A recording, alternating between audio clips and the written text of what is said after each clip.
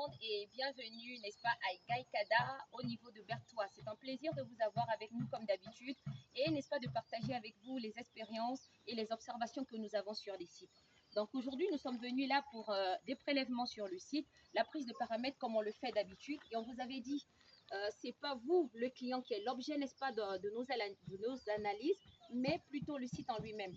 Donc nous sommes sur un terrain où nous avons environ 1000 mètres carrés et nous avons, n'est-ce pas, une figure géométrique rectangulaire que vous voyez derrière nous ici.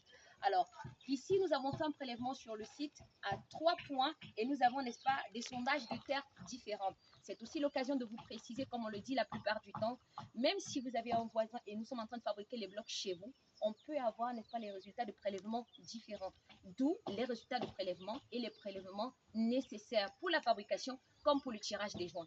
Alors, ce que je voudrais dire également ici, c'est vous constaterez avec nous que les voisins ayant déjà construit, n'est-ce pas, ont pris la peine de se positionner, mais certains également au niveau de leur borne de façon précise. Alors, ceci peut vous arriver demain.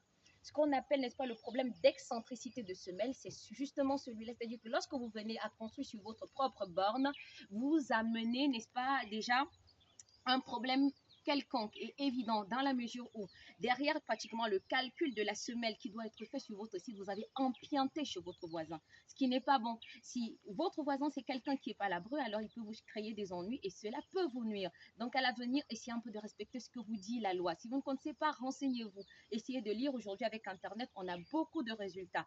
On vous demande, n'est-ce pas, à partir de votre bande de laisser 1 mètre, voire plus, 1 mètre 50, voire 2 mètres, pour, n'est-ce pas, que le mur mitoyen entre vous et votre voisin soit posé. Et en plus de ça, n'est-ce pas, pour que la circulation pour vous, chez vous, soit évidente et également que l'aération et, n'est-ce pas, l'éclairage se fassent. Alors, à l'avenir, ne faites plus ce genre d'erreur et je vous prie également de contacter des techniciens lorsque vous arrivez, n'est-ce pas, à vous tromper ou alors lorsque vous ne savez peut-être pas c'est quoi la difficulté sur votre terrain.